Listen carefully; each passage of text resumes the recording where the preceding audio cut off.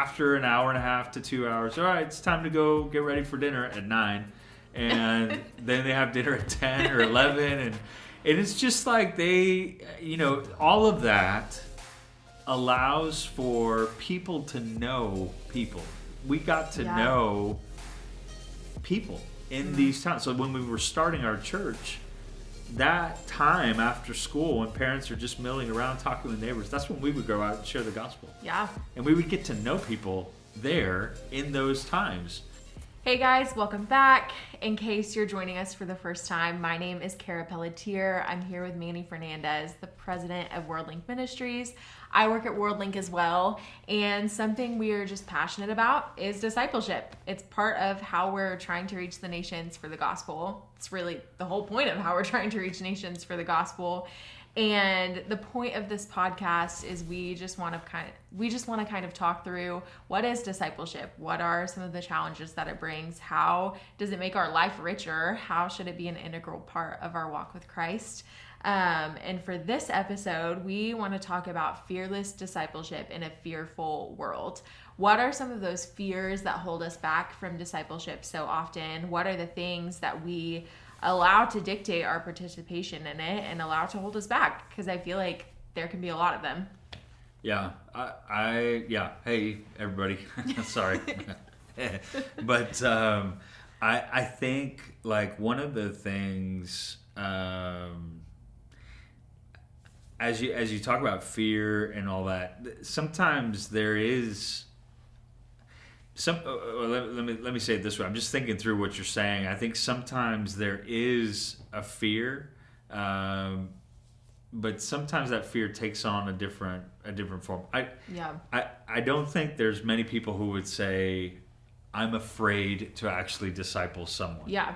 So it's usually embodied in a different way. Mm-hmm. So what are some of the fears that you think might be out there when we talk about doing things the way that Jesus was? We've talked about life on life discipleship as Jesus's model, and that's kind of that's what we want to do.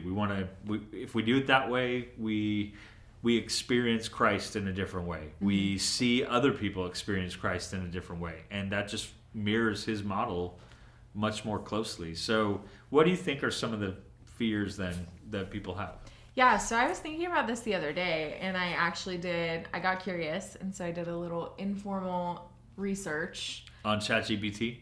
Yes? No, typically, yes. Okay. We're big ChatGPT fans right. in the WorldLink office. That's right. We love GPT. That's right. No, I did a little, almost as good, Instagram research. Nice. Okay, so threw a couple polls on my story, threw a couple question stickers out there, and one of the questions I asked was, what is something that's held you back from discipleship in the past?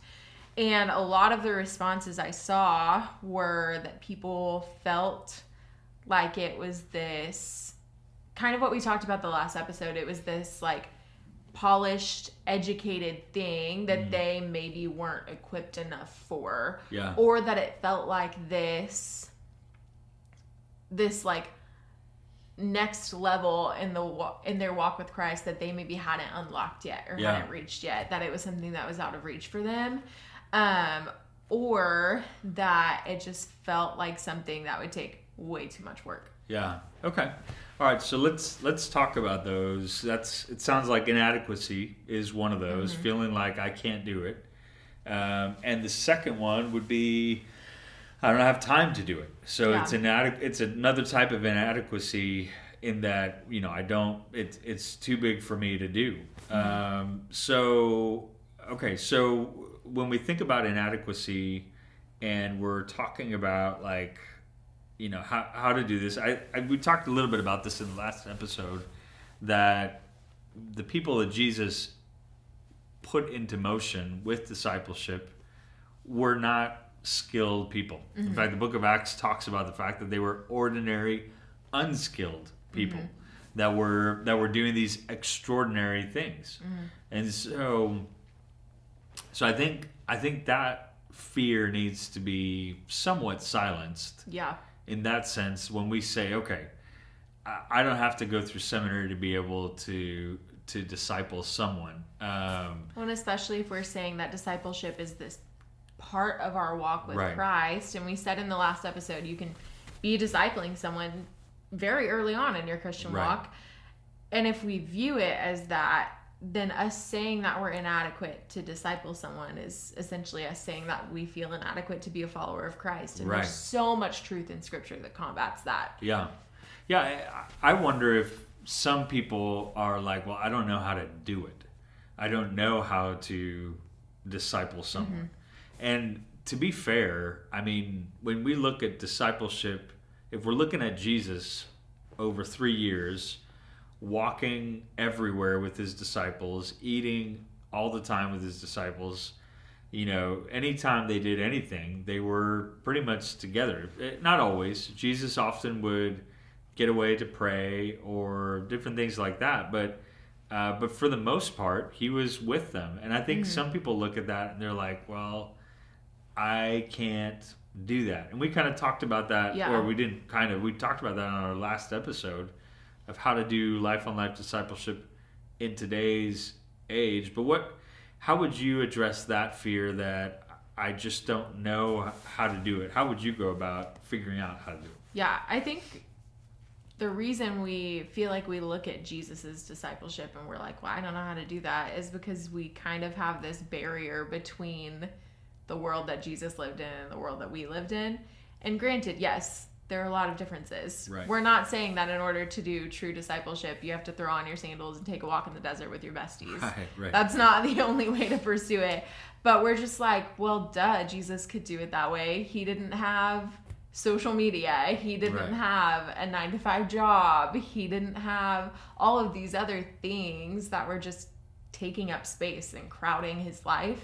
Yeah. And I think instead of using that as the barrier for why we can't do discipleship like Jesus did, maybe we try to incorporate that intentionality into our daily life.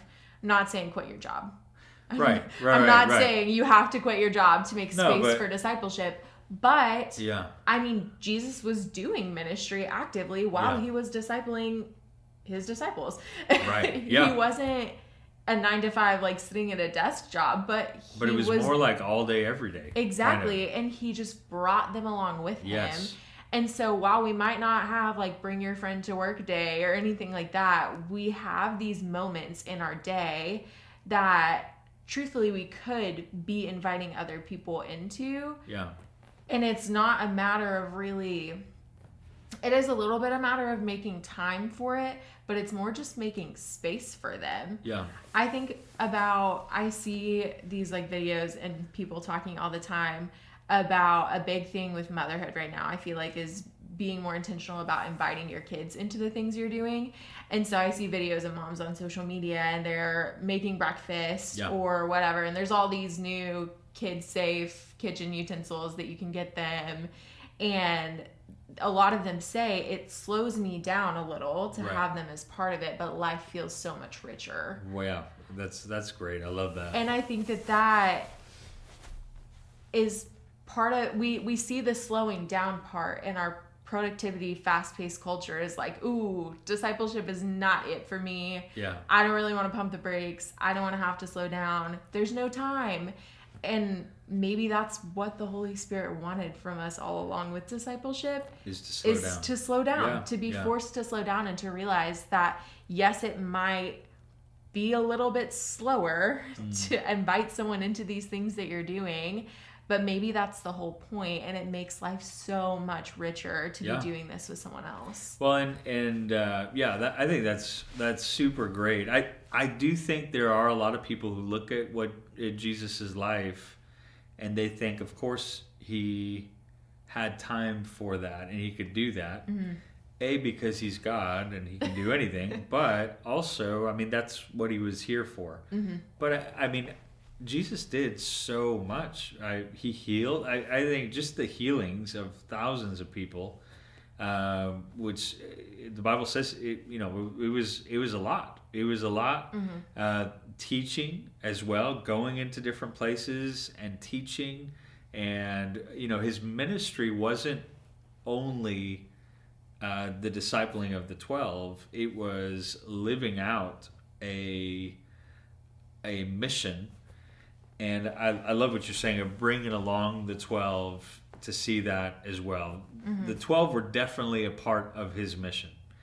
But then there was a bigger thing he was doing as well, or maybe not bigger, but there was a focus on a lot of people over here that he was able to bring people along. So I think that idea of, well, we can't do that because we're busier than Jesus. Yeah. I don't think that's the case at all. I think Jesus was incredibly busy, but not figured out, but he knew how to balance everything. And I think that's the key. I think what you're talking about slowing down is important.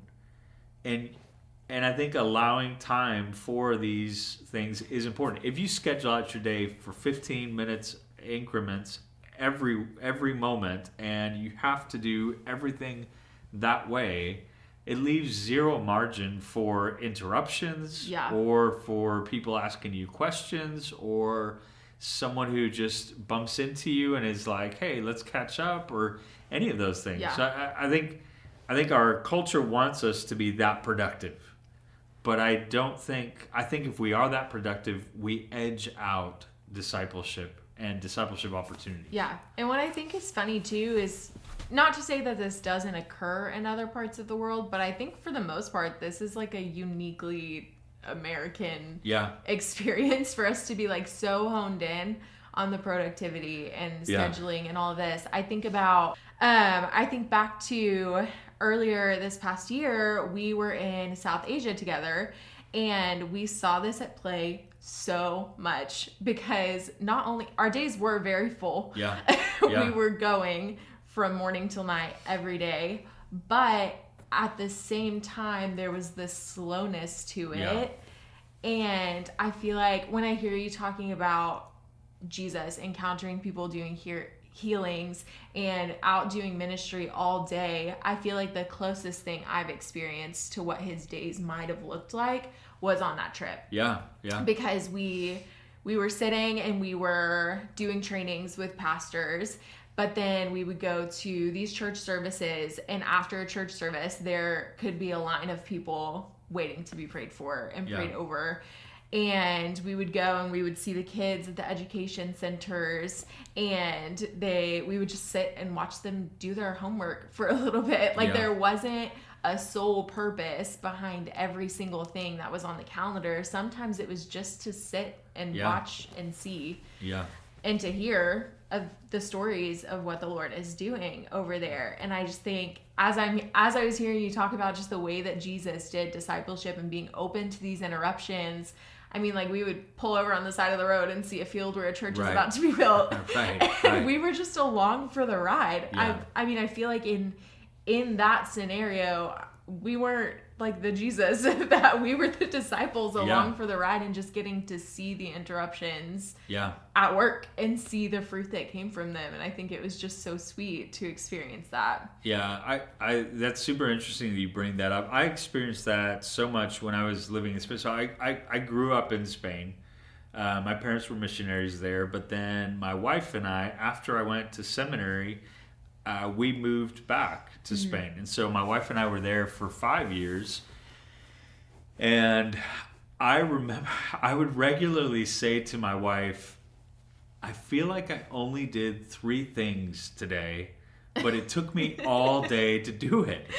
And that's something like that we experienced in the Spanish culture, was that things just take longer. But they have this saying, I don't know if it's in Spain or where it is, but they say Americans live to work, Spaniards work to live. And I think that's the case not just in Spain, but I think there's a lot of other cultures where that's what it is. And you see, like, they have weird schedules there. They have the 2-hour siesta in the middle of the day, where they go home, have lunch, and then just relax, and then they go back to work. And then the stores will open up from 4 to 5, and then they'll be open till about 9. But then there's some people who have a regular work schedule, like a regular American work schedule.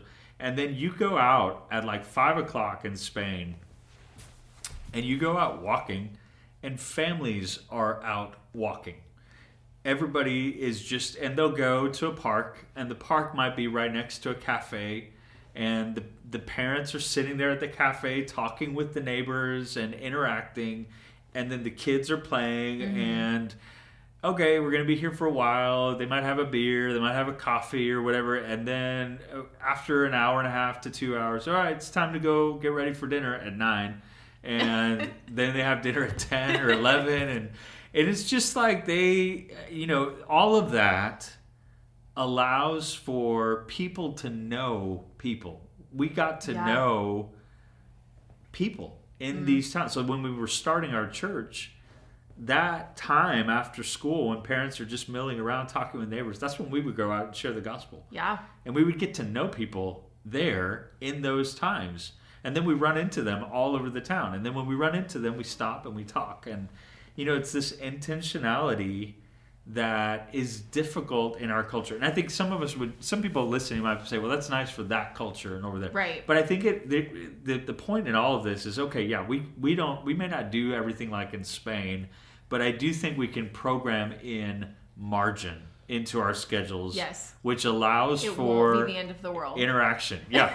and if we have our discipleship operating system that we're operating in, we're looking for opportunities. We're waiting for opportunities to be able to talk with our waiter at lunch. I know a lot of people who are they'll talk with them. They'll pray for them. I've got to go do this. But they're always thinking, I know some people who are always looking for an opportunity to share the gospel, to speak love into the life of someone, to connect with someone so that, hey, I don't have time to have lunch with you right now, but maybe next week, do you think we can? I know we just met, but maybe I can grab lunch with you. I can tell you more about what I think that's foreign in our culture, but I think it's possible. Yeah, I think it's this mindset shift of viewing discipleship as an inconvenience to viewing it as an opportunity. Like when you start your day searching for those moments of when you can connect with people, I think it becomes a lot more natural. Yeah. And I think that's what it looks like when you shift to this operating system of discipleship that we've been talking about. Yeah. So we talked a little bit about the inadequacy fear and a little bit about kind of the hindrance of I don't have time, I can't work it into my schedule, all of this. I feel like another thing that I've kind of seen is I was on leadership for a women's organization in college, and one of the things that we started to integrate into our leadership model was you should be in a discipleship relationship. Yeah. We saw that was a gap, just as we were talking about. And so we were like, for this team, we want to be intentional about that. We want to be intentional about being discipled by someone and letting that overflow into discipling someone else and all of this. And so we asked that of our leaders. And there was honestly a good bit of pushback on it because of these fears that we're talking about. But one that we also saw manifest was a fear of rejection. Yeah. So it was how so? It was this discussion of, okay, yes, I'll disciple someone, but what if the person I ask doesn't say yes? Yeah. What if the Lord puts someone on my heart and they don't want to? Yeah. Well, if the Lord put them on your heart, the Lord knows what he's doing. So maybe he's doing a work in that person's life too, but that's a fear of us listening to the world rather than listening to the truth of the Lord. Because if the Lord is pushing you to do discipleship with this person, then you're not going to be on the wrong end of it if you listen to the Lord. Yeah. But that was just a big thing was what if I'm bad at it? What if I fail? Which goes back to the inadequacy a little bit too. Yeah. But also what if she says no, or what if we start doing it and she says this isn't for me? Just that rejection of feeling totally seen by another person and them not liking what they see. Yeah. I think that's obviously that is a concern that a lot of people have. Mm-hmm. You don't want to be told that you're not good at something. Nobody wants to be told that. And nobody wants to put themselves out there kind of feeling like, I don't know how to do this. I may not be great at it, but and then kind of you get the door slammed in your face. I think this is also something to remember, that Jesus was rejected by people who heard his teaching which I have a hard time understanding how that's possible. but still it happened. I mean, you had thousands following him at one point, and then it dwindled, and people stopped following. And so, if it happened to him, then obviously it's probably going to happen to us. And maybe, and also, even just because God put someone on our heart doesn't mean that they may be ready at this exact moment to step into a relationship like that. But I don't know, my dad, one of the things that he regularly says is, we need to ask. A lot of times and Jesus said, we don't have because we don't ask. And so I think for so many of us, we've already decided that we're going to get rejected, and that shuts us down. Right. As opposed to just asking.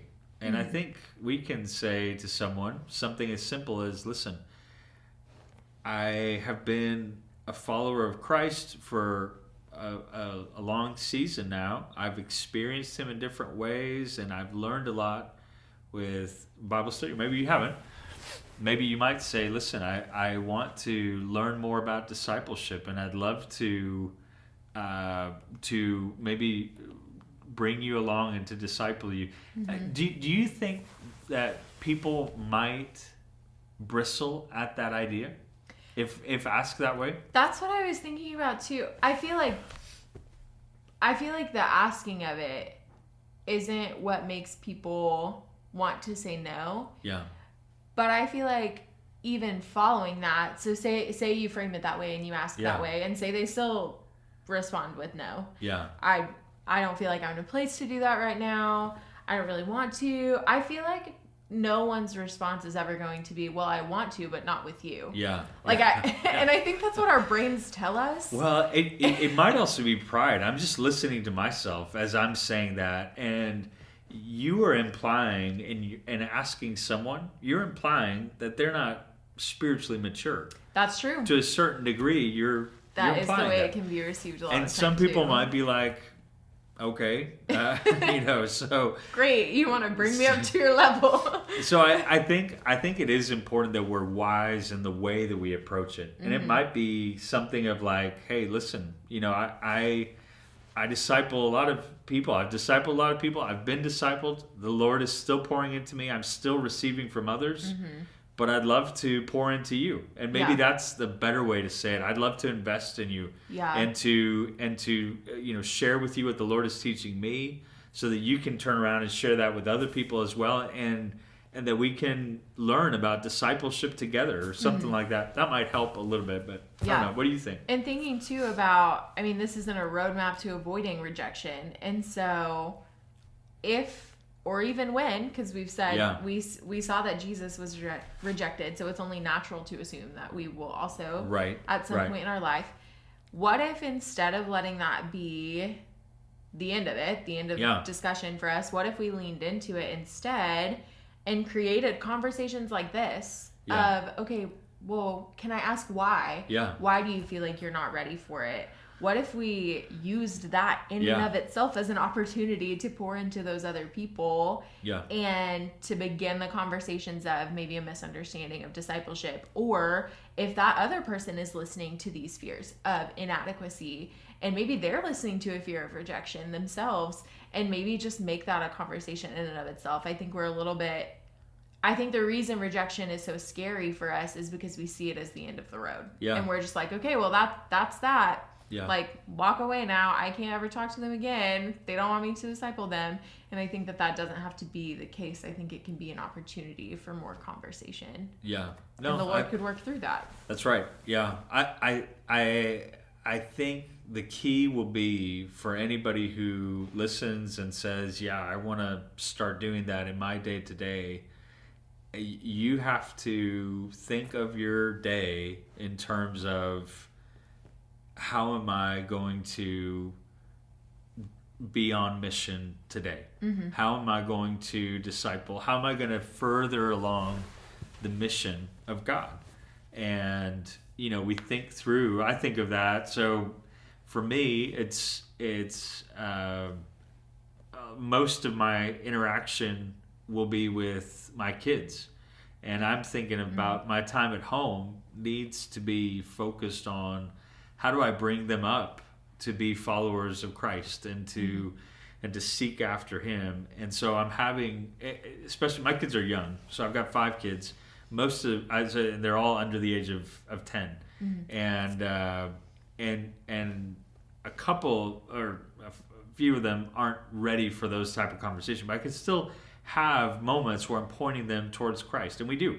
We have conversations, especially with the older ones. I have more and more conversations about Jesus and about what I do and all these different things. So I'm being intentional with that. I think about other people who go through their day to day.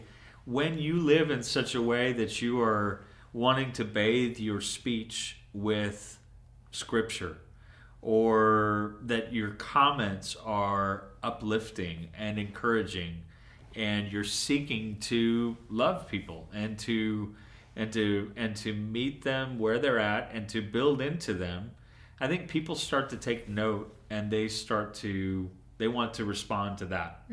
And I think there was one time I was actually in Segovia, Spain, with a group of teenagers from Ireland who were there for a mission trip, and that was our day off. But we had spent the week together, and they had seen what we do and how we do it, and they got to experience mission with us, and it impacted them. And we had bonded, and we've spent so much time together. And that, for me, any time that I've spent extended periods of time with others, that's when we bond. That's when they really see my heart. That's when that's when I feel like it's been the sweetest and all that. But I was washing my hands in the bathroom of this place in Segovia, and one of the kids comes up next to me and starts washing his hands, and he's like, "Hey, what does the Bible say about the end times, and how are we going to know about these?" And I'm just like, okay, let's start talking about this. So, but that led to an hour and a half conversation where they were just asking all these questions. It was him, and then his buddies kind of joined in, and they were asking all these questions, and it was super sweet. They were ready to talk about it at that point. Yeah. But I think if I would have programmed it and been like, okay, we're going to have coffee at this time, and this is when I'm going to pull out my Bible. This is what we're going to talk about. They probably weren't ready for that. But if we're living our lives thinking about how can I connect with others for the sake of helping them along to know Christ better and to be able to equip them to disciple, it shifts the way that we live. Yeah. So we've talked about this shift, and we talked about a few of these fears. If you have more fears, maybe that you're facing personally in your life, or that you have seen others around you face, please leave those in the comments. We would love to see those and to talk a little bit more about them. This is just what we've seen in our experience and in our circles. Yeah, and I would say just to echo, our passion is to see people come to Christ and to make disciples. We love our church friends. We love our friends in ministry. We are about ministry, and we don't believe that we are the end all be all. The Lord has equipped millions and millions of people to go and to make disciples. We want to see that happen. And so that's our passion. That's what we're going to continue to do here through this podcast, and then all of our other activity as well. But hopefully you'll join us as we continue forward, and hopefully you'll make this mind shift that we feel like needs to happen, where we begin to think of our day-to-day as our mission field, where we can go and live lives that are bringing people to a saving knowledge of Christ and helping them along to be able to equip others. So thank you for joining us, friends. We'll see you next time.